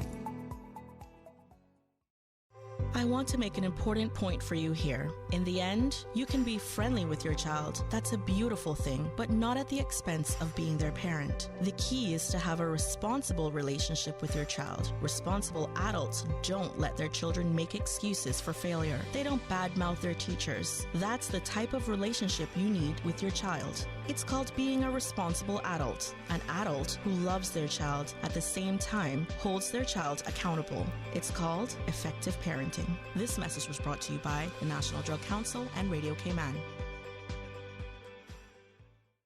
This is an important message from the Cayman Islands Needs Assessment Unit for Grand Cayman residents. If you live outside of Georgetown and need NAU assistance, then the NAU in our district program could be for you. This month, the NAU will be providing walk-in services at the East End Civic Center on Friday, August 6th from 9 a.m. to 11:30 a.m. At the Buddentown Public Library on Friday, August 13th from 10 a.m. to 1 p.m. and at the West Bay Public Library on Friday, August 20th from 10 a.m. to 1 p.m. Walk-in clients are asked to bring any supporting documentation along with them. For further details, email nauinfo@gov.ky or call 946-0024.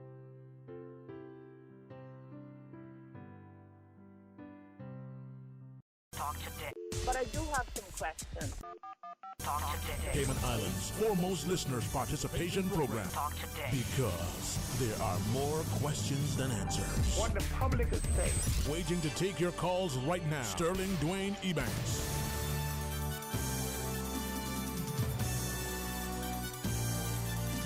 Hey, good afternoon. Welcome back, and thanks for sharing with us. Always appreciate your input. We've got a couple of calls, and we'd like to get them if we can before the break.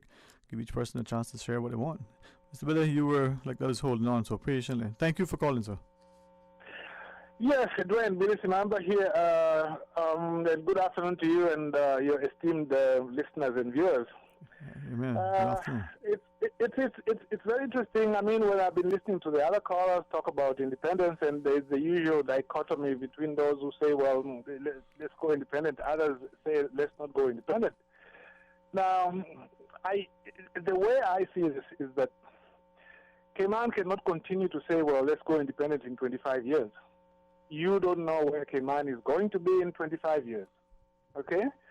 There is a worry already, and it has been there practically. Maybe it has been more pronounced from the time of the mass grants to now. There's always been this issue of, Caymanians being outnumbered. They are now in the minority and so forth, and it's been discussed quite a bit. And the new government, is good to see that they've come up now to say, well, look, they want to look into that again, because clearly it was part of the reason that the last government was voted out. But at the end of the day, the decision has to be made now. Because in 25 years, I don't think there will be many indigenous Caymanians left, let alone to vote in a referendum to say we want independence. I just don't think so. I even doubt whether even now, if it went to a referendum, whether there will be enough indigenous Caymanians who will want that. Mm-hmm. So people have to think about that. They can't keep postponing it and postponing it. You have to think about how has it been, for example, in the last few decades. When the death penalty was abolished in the UK, that was imposed on Cayman. Now, I'm quite sure that a lot of people didn't object at Cayman being a Christian society. But the point is, that was imposed. And then next, there was homosexuality. The acts were, by all in council, were now abolished in Cayman. And then came this civil union, the issue of civil unions. And before that, the status grants, although they were not done by order in council, the UK pressured the government, and then the government did it, I think, in a disorderly way and so on. And then now, on the horizons, who do we have? What do we have? We've got these issues of the public register, and then we've got the issues of the one about belonger status. They want to have people from outside come to vote. So to me, the question is, Caymanians have to ask themselves now, this is never going to end. For example, don't be surprised if in 2 to 3 years, maybe 5, they'll say, okay, civil union has existed all this time, now we want to give you marriage. Then again, you go through the same argument again, okay? Mm-hmm. So to me, at the end of the day, it's a question of saying, do we want this to continue this way or not? Because the British government basically are saying, look, they don't usually verbalize it, but they usually are saying, if you want independence, ask for it. If you don't want independence, you should accept what we tell you. And I think it's good that we are discussing issues about independence, but to me, I think there must be a realization that you can't keep kicking the can down the road. You have to make a decision now. It might not be implemented maybe in 2 to 3 years, maybe in 5, but certainly if you want implemented in 10, 15 years, it's too late because by then the ship would have sailed. But the other thing that I want to mention is this. Those people who, you remember in the last election, there were rumors about people being given inducements to change camp. Those same people who were giving inducements, we don't know if they were or they were not, they are the same people who will be trying to use scare tactics and influence people in government to say, don't go independent because otherwise you're going to go down, and as a result, a lot of people will be misled. What Cayman needs to do now is bring this thing to the fore and say whether Cayman wants independence or not and when it wants it, rather than wait until it's too late. And for now, capacity building is important. They need, for example, there's a law in a provision in the Public Service Management Law which says that a Caymanian can be given a job over a foreigner only if the qualifications are equally the same. No. It needs to say if a Caymanian qualifies, he should be given the job, even if the foreigner is better qualified, because that's what they do in other countries. Also, there's a provision in the immigration law which says, the immigration department may ask for, the board may ask for, they may ask for the taxation plan. They should make it shall. And I wrote a letter to the campus to make those 2 points. It was published, I think, on the 19th of April. So that those are the things that need to be done. This talk and talk and talk is not going anywhere. Kenneth Bryan did introduce something in Parliament to say within 5 years, let us have the heads and the deputy heads to be Caymanian. And he was shut down. It won't get done if things like that are going to be shut down. Last point is, I have tried to make my little contribution. I worked in the government for 12 years, and I found that the one reason why Caymanians do not control the content of legislation is because they are not trained. Chief officers are not trained on how to work on legislation. So I designed this little course on the legislative process as well as other courses. But the one that I've offered to government, and I want to emphasize is, I've offered government that in order for them to be able to control the content of legislation, they need a course on the legislative process, how to make effective proposals for legislation. I've offered it to the Premier and to the Deputy Governor to say, I'll teach it for free. Last time they paid for it.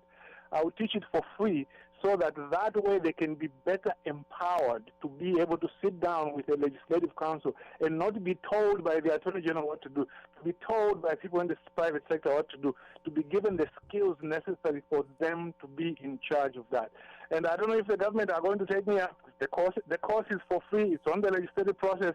And to me, those are some of the things that have to be done to get ready for independence whenever it is that it comes. Right. But at the end of the day, but I do appreciate it's not an easy choice. People are having a problem, but it's good to discuss it so that people can make an informed choice. Informed choices. Thank you. Thank you too. Yes. We'll talk to you again very much. Bye. Enjoy the rest of your day. 8949-8037, 1-800-534-8255. We certainly appreciate and crave the indulgence of our listeners and our callers who stay on and share with us. 1-800-534-TALK or 925-3261 if you want to share your thoughts with us. All right. Ready to be head to the phones or a break? Good afternoon. Welcome. Thanks for calling. Okay, I've been sitting on you forever. Oh, my friend. You're a blessing. Thanks to the last caller. Thank you very much. I know who it is, but I won't say no name. Thank you, sir. Thank you. No, I just checking on you, baby, to see how you're doing. Good, Good. Okay. Breakfast in Seattle. You're drawing your bread deep. Yeah, I had a great fellowship earlier. A good friend made some fritters and fried fish, and I thought, look here, I'm not far, you know. Well, I'm not going to tamarind tree, I'm not going to rosemary, but I'm not far. All right, well, I'll tell you what, though. I have to apologize publicly. You know what? The bragging part, you never brought men, and that's okay. And you're far from mine, too. Brag about it now. No, man. Man must gain good counsel of those wiser heads as the elders gather and impart their knowledge. You know?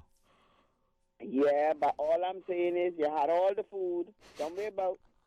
And you're not talking about you not bringing me on. That's cool. If you want to be mean.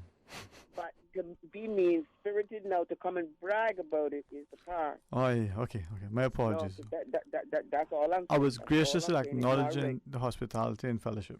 Yeah, ignore it. But anyhow, you're not doing bad today at all. You're still breathing. You're still going. And it's not too long for you shut up. So you'll make it. I'll make it, yeah, man. Okay, bye. Bye. You know what? We hit that break. When you come back, please share your thoughts. Stay tuned for Talk Today.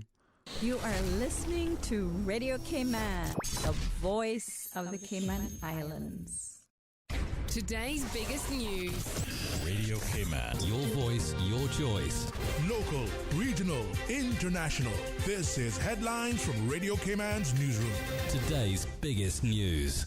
With your latest headlines, I'm Felicia Rankin-Solins. Designed for students between the ages of 12 and 15 years old, Enterprise Cayman by Cayman Enterprise City is hosting a week-long game-making workshop this summer. To learn more or apply, visit caymanenterprisecity.com/game-workshop or email innovate@enterprisecity.ky. In international news, an attack on the Afghan defense minister's house in Kabul has left at least 8 dead, the first major bombing by militants in the city for nearly a year. The defense minister was not at home on Tuesday night as gunmen detonated a car bomb and fired shots near the heavily fortified Green Zone. His family was evacuated and 4 of the gunmen killed. Protests are continuing for the 4th day over the alleged gang rape, murder, and forced cremation of a 9-year-old girl in the Indian capital, Delhi. The girl's parents have accused a Hindu priest and 3 others of attacking her when she had gone to fetch drinking water from the crematorium's cooler. Her mother said the gates were shut and she was threatened when she objected to her daughter's cremation. Former U.S. President Barack Obama has scaled back plans for a big birthday party amid a rise in COVID infections nationwide. Mr. Obama turned 60 on Wednesday and had planned a major celebration on Martha's Vineyard in Massachusetts this weekend. But as the highly contagious Delta variant has led to a surge in infections, Mr. Obama has announced only close friends and families will now attend. These are your headlines. I'm Felicia Rankin-Solins. For the latest in news and information, follow Radio Cayman on social media, Facebook, Instagram, Twitter. Download the Radio Cayman app or log on to our website, radiocayman.gov.ky. Talk today. But I do have some questions. Talk today. Cayman Islands' foremost listeners' participation program. Talk today. Because there are more questions than answers. What the public is saying. Waiting to take your calls right now. Sterling Dwayne Ebanks.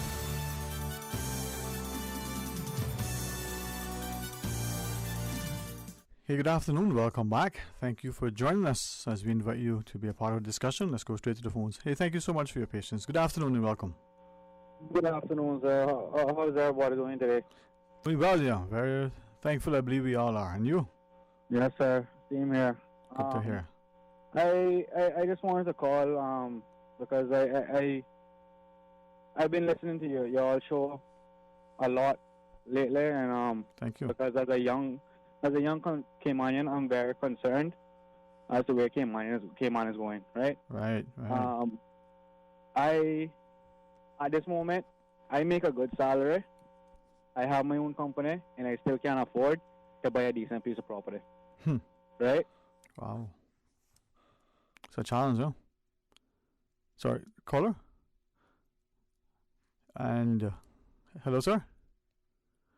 All right, you seem to have not be able to hear that caller. You there, sir? 1-800-534-8255.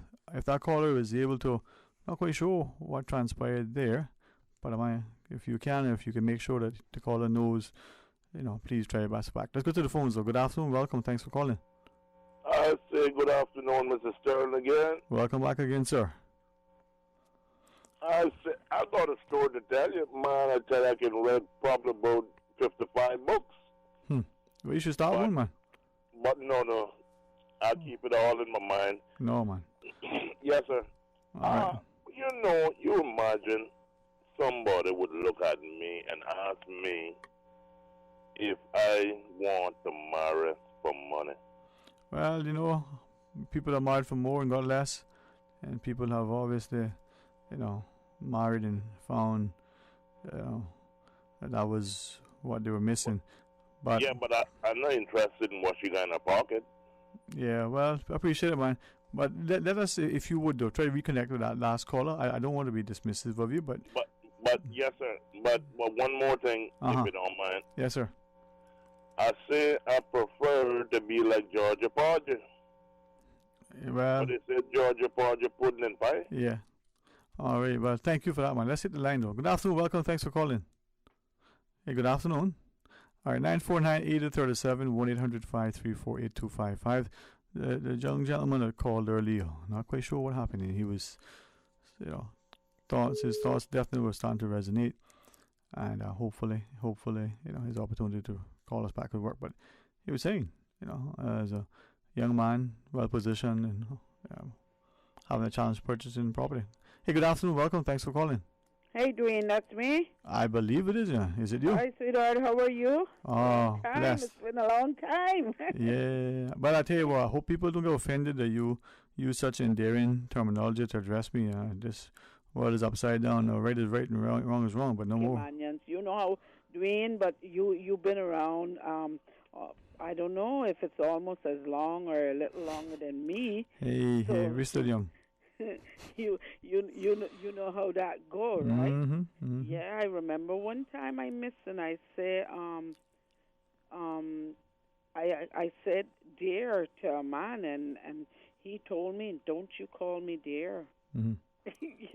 Anyway, Dwayne, I'm calling today with something positive. The FC International football, the youth football camp is coming up. And this camp is free. So I just want you to allow me to get it out there to all of the youths in Cayman. It's for ages 4 to 17. FC International has put this camp on for years. I mean, it's been, I think it's over, must be something like 20-odd years now that they have put this camp on. It's for boys and girls, ages 4 to 17. This one, the Georgetown camp at the Georgetown Primary School field, starts on Monday the 9th for 1 week. And it's from 9 a.m. to 1 p.m. Children can get there early, and registration is on the first day. All lunch is provided daily, and all participants will get a T-shirt. Their T-shirt will be provided, and we encouraging the parents to get them out. There is some that attend every year, but for those that may not be doing anything this year and need something to do or somewhere to go, the camp is there for everyone. Like I say, it is free. They don't have to pay anything. It's for 1 week, 9th to the 13th, which is Monday. And the one for North Side is coming up the following week. I will call you with the information for please. that. Okay. At a little later date. Right. But thanks for giving me that time. Right. Dean. And they'll send information to our news department. We can put it on the bulletin board, and if some of the things can make news that makes news around the world, maybe this would as well. So yeah, right. Where should I? Can I email it somewhere? Yeah, we can give you that. And then rcnews@gov.ky. News. RC News. R like. R for Rachel and C for Cayman. C Cayman. rcnews@gov.ky. Okay, Radio Cayman News. At gov.ky. The news, yes, with an S at gov.ky. Yeah. Okay, I'll send it there right away, and thanks for your help. All right, thank you. Let's invite our callers to be a part of our discussion if you want. And for those who may have found that they were somehow disconnected. Sometimes the technology works against us, and sometimes it doesn't work for us. So we do apologize for that. It is not intentional. My good friend at the end of the table does a phenomenal job. So it's just a little bit, screwy. I think a friend refers it to such in the phone lines. So if you dial and had an issue, just dial us back. 949-8037. 949-6990. 949-6990. If you're going to pay for it, that's a good number to call. Or you can let us, in partnership with Flo, pick up the toll-free call at 1-800-534-8255. 1-800-534-8255. As we invite you to call and share your thoughts with us, take it into this wonderful afternoon and get us on the way for some good discussion. Hey, good afternoon. Welcome. Thanks for calling. Good afternoon, Sterling. Good afternoon. Been a while. How are you? Yeah, I'm giving thanks, How about you? Very blessed, very thankful in all things. I try to be gracious and grateful. Yeah, the man Billy that called in. Is his name Billy? With the accent. Yeah, Mr. Billy Sambamba. He was a legislative draftsman with the government, as he mentioned, for a number of years, and he's authored a few publications and given a few lectures. So he's, by training, a lawyer, an attorney, as it were. Yes, okay. Yeah, but I don't like when he said about the chief officers has to depend on the private sector for advice. I don't think he should say that. Why? I hear what you're saying, but let us know why you have the objection. Yeah, because leave the chief officers alone. They know what they're doing. I don't think they need to go to especially him to get any advice. Right. Well, you may have a point, but I think as he was referring to the whole technical issue of writing legislation, and we know it can be a specialty. We know that the parliamentarians over the years have said sometimes these things can take a bit longer because maybe the resources that they have is being a bit stretched, and we have had instances where seemingly it was either alleged or at least rarely believed that laws were prepared, perhaps assisted in their preparation by private sector to get government on its way, to having some sort of bill in order for it to be discussed. Okay, I'll take your word. Thanks very much. You're most welcome, Mom. You're most welcome. God bless.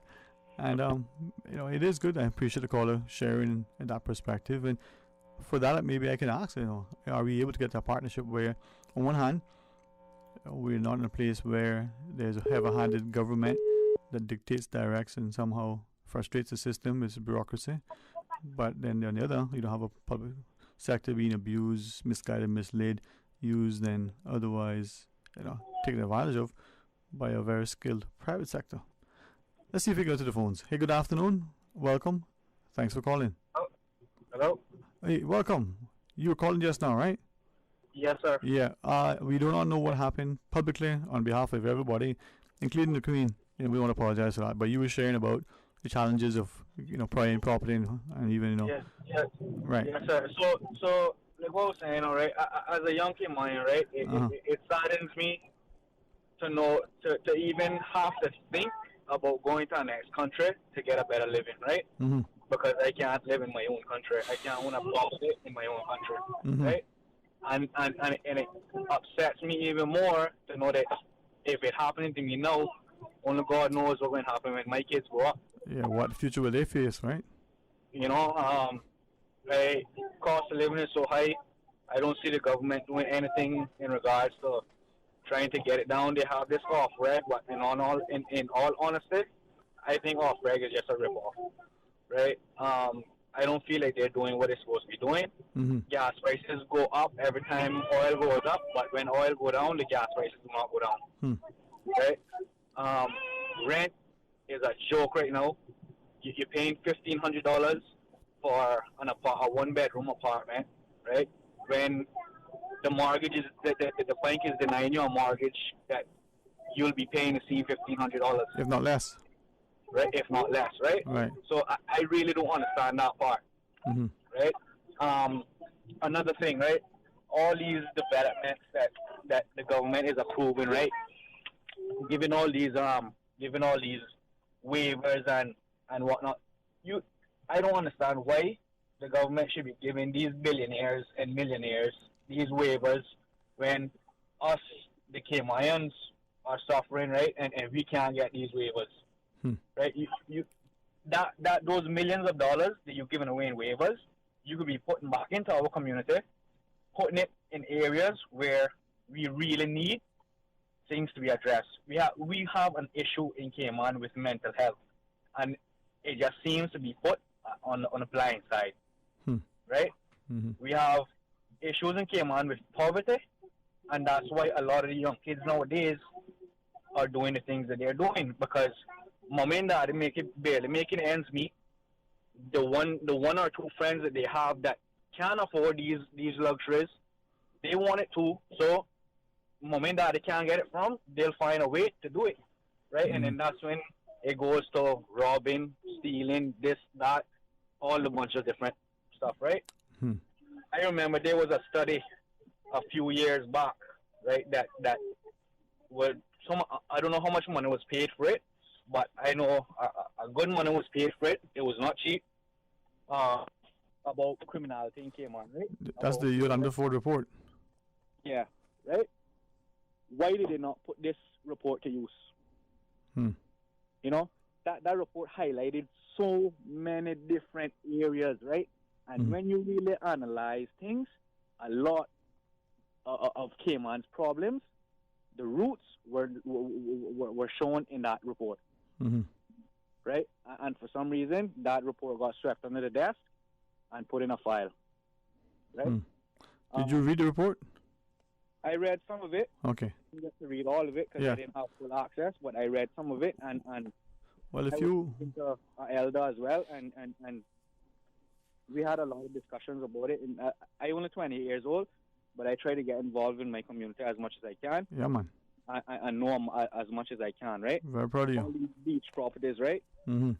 They built these seawalls supposedly to protect their land, right? So to keep the beach from going away. But if you check it out now, right, all of the properties that have those beach walls are now the properties that no longer have a beach. And then it's affecting, right?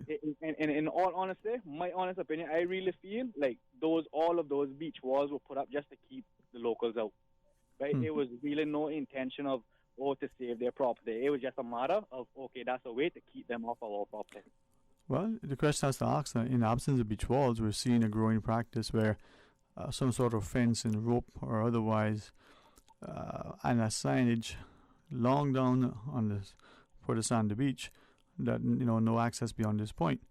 When we thought, it was only from vegetation onwards.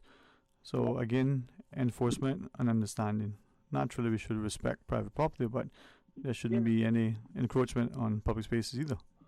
Yeah, and our beach accesses are taken from us as well, and then there's no enforcement on those, right? Because there's still a bunch right now that I can guarantee you are blocked, and government or no one is doing anything about getting them unblocked. All right, so go ahead, Alison, and I was going to ask you about possible solutions. Huh? But honestly, sir, I don't know what the possible solutions would be. Understandably. Right, because right now, I feel like the only solution is money, right? Like, all these people, all they're looking for is money. You know what I mean? They come to Cayman, they invest money, and that's only because they're getting the money back. I heard the woman that represents DART the other day on some meeting saying that DART is investing in Caymanians or whatever. DART is not investing in any Caymanians. DART is investing in his own pocket, right? Everything that DART spends in Cayman, there's some personal gain behind that. That probably is seen with, any investor for the most part, right? Maybe the question that we're asking is to go back to what you sort of suggested earlier. Why are we giving concessions and breaks and all sort of assistance to people that seemingly, some would say, either A, makes them more money because of this assistance from government, corporate welfare, I think Johan Moxham, the former candidate, used to reference, or B, but for this corporate welfare, to use his terms, these projects would not be profitable or as profitable. So what are we doing and how are we doing it, and why are we allowing some of the things at the pace that we are? But yeah, because I can understand if they were giving you all these concessions and all these waivers and this and that, right?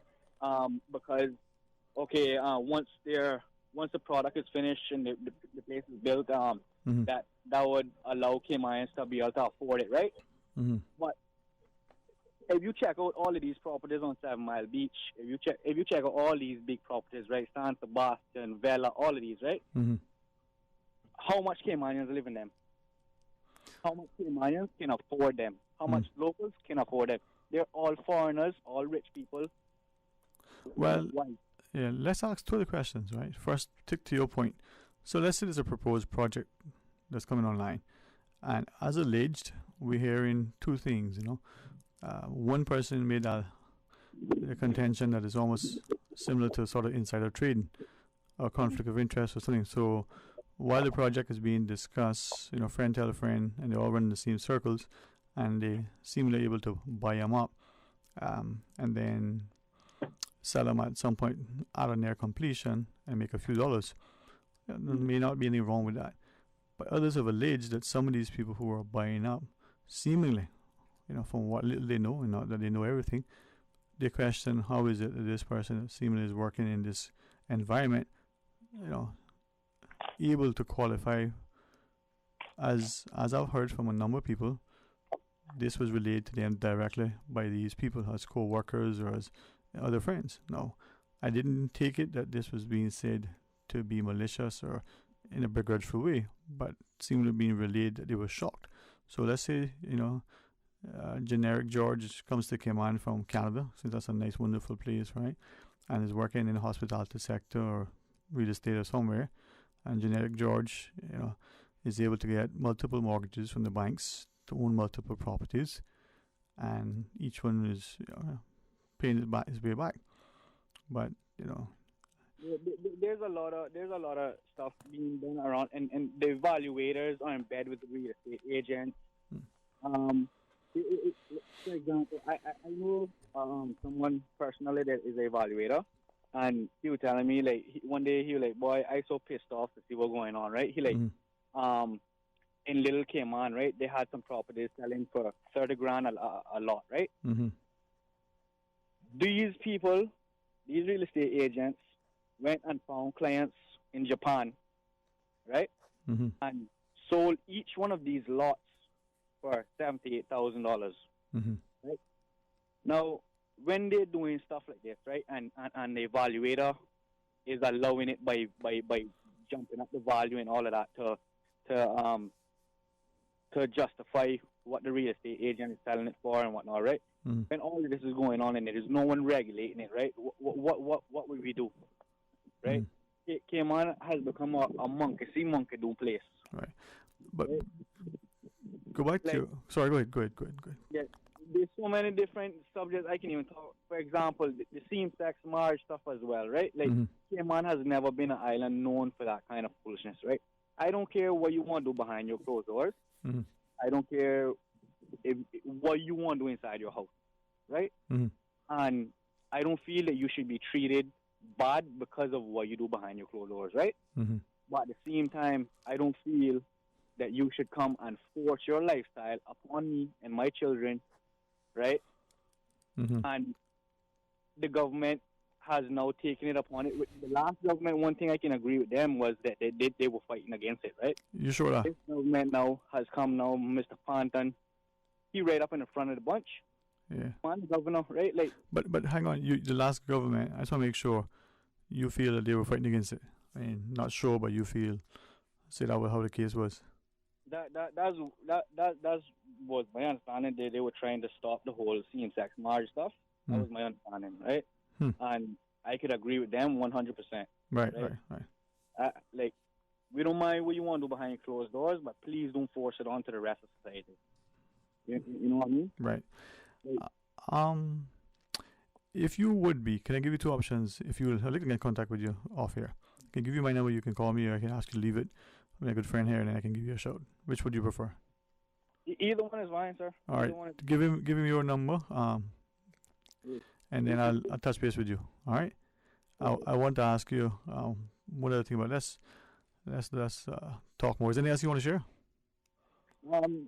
I can be on the phone all day, sir, about the situation that I see going on in Cayman right now, and that concern me as a young Caymanian. But like I said, my main concern is that that it saddens me that me, my friends, and many other Caymans Philippines and look at other countries to go live because we can't afford to live in our own country. I hear you, man. I hear you. And something that needs to be. And let me just ask this question, right? So it's been said in some quarters that Honorable Premier is a strong champion for environmental protection and looking at the future of the country in terms of space and face of development. Not to put you too much on the spot, so you can opt out now if you wish and you want to think about it, give us a shout back sometime. But what if the Premier and his government were to say, and do and sort of formulate a policy that seemingly, because it won't happen immediately, because we are told there's so many projects on the boards now that are going to take us through the next 4+ years, but to do things that would look at the pace of development, so much so that some would probably say, well, he's slowing it down. Not suggesting that's what they're doing, but let's say that they would deliberately look conscious of that. How do you think, in terms of the Caymanians and the voters, that the government would be seen? Very favorable, or no, would they be looked at in a very poor light? Well, in regards to Caymanians looking at them, I think it would be favorable. Okay. I don't know how anyone else would look at it, which I really don't care, because I'm only concerned about my Cayman people. Okay, all right, fair enough. I hear you, man. Give him your number and allow me to call you after. All right? Yes, sir. All right, thanks very much, man. I believe we can take one more call as they go to our phones. Good afternoon and welcome. Thanks for calling. Mr. Sterling? Yes, ma'am. I don't know if I'm calling back, right? Well, I hope so, because I'm hearing you. Okay. Look here, I want to speak to the lady who was asking us to leave the chief officers alone. I don't think we were bashing them. But anyway, as I understand, the gentleman who called about the little piece about the chief officers, to me and to the whole Cayman Islands, he is a legal professional of very high caliber. Not everybody can go in the courtroom and argue, but not everybody could write a law. Right. And he did that for a long time. I think this gentleman eats, sleeps if he does, and drinks the law. I think he's a slave to the law. And that's not a bad thing in case he's listening. I think what he was trying to say, and this is to the lady with all of my heart, I think what he was trying to say is that he would like to provide a better platform for some of the technocrats and indeed middle management in government, where they could themselves be qualified to some degree to look at a law, know what the law is saying, know how to change, know how to get around, know how to negotiate and navigate inside the space of legislation, rather than wait on private sector, because I don't know if she's aware, but whether we like it or not, private sector in Cayman dominates our country, and they do it through legislation. They leave us no place to go, and sometimes I want to believe that chief officers, etc., aren't necessarily mean-spirited. They just get caught up in the situation. So I don't think he was really throwing any shade at the chief officers. I think what he was saying is that it is time for the chief officers to be brought up to speed, that people can't continue to use them in their political ploys, because that's all that goes on. That's all that goes on in Cayman. Who can muddy up the waters and who can spray a little bit of Lysol in the air to clean up the scent. But it is putrid and truthful. I thought we were draining the swamp. Anyway, and I wanted to use the word PR, but then they got that messed up. So let me say public relations.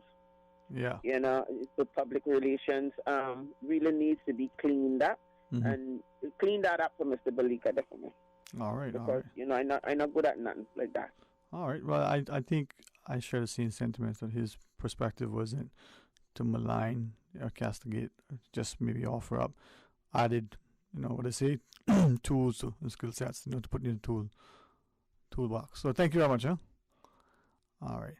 Hey, enjoy your afternoon. And someone sent me something that I think came from the author unknown that is good to read. Say, at the end of life, what really matters is not what we bought, but what we built. Not what we got, but what we shared. Not our competence, but our character. And not our success, but our significance. Live a life that matters. Live a life of love. All right, well, enjoy yourselves this afternoon, and come back, God's willing, tomorrow right after the midday news and midday meditation. Thanks to DJ Lynn for making it happen today, as he and Susan did on Friday with Mr. Loxley. I'll pause and take a break, call it the show for today, and come back tomorrow. So until then, be blessed. Cancer sucks. It's unpredictable, and many of us have been affected in some way. To raise awareness, AI Rentals is launching Fet for a Cause, a brand new K-Mass band for 2021. Join us on the road on August 7th, and for just $50, you can play Mass and raise awareness within your community. All proceeds go directly to the Cayman Islands Cancer Society. Sign up at www.carnivalshop.ky or find more information on social media at Fet for a Cause. Show your support, make a difference, and Fet for a Cause this August 7th.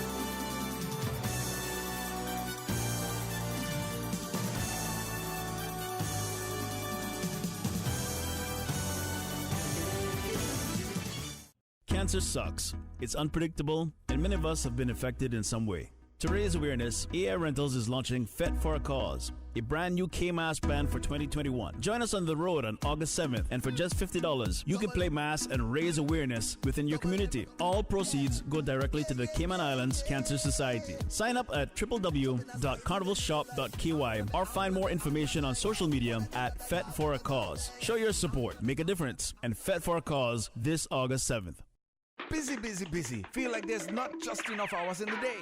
Savannah Pharmacy, service to make your life easier. Now you can WhatsApp your prescription order to 929-5045. And pickup is just around the corner with everything your family needs and convenient opening hours including Sundays and holidays. WhatsApp your prescription order to 929-5045. Savannah Pharmacy, wholesome values with modern conveniences. Explore your history. Explore your land. Explore your sister islands, the ultimate staycation experience. Your culture, your freedom, the land that time forgot isn't gone. It's your sister islands. Discover all that our sister islands have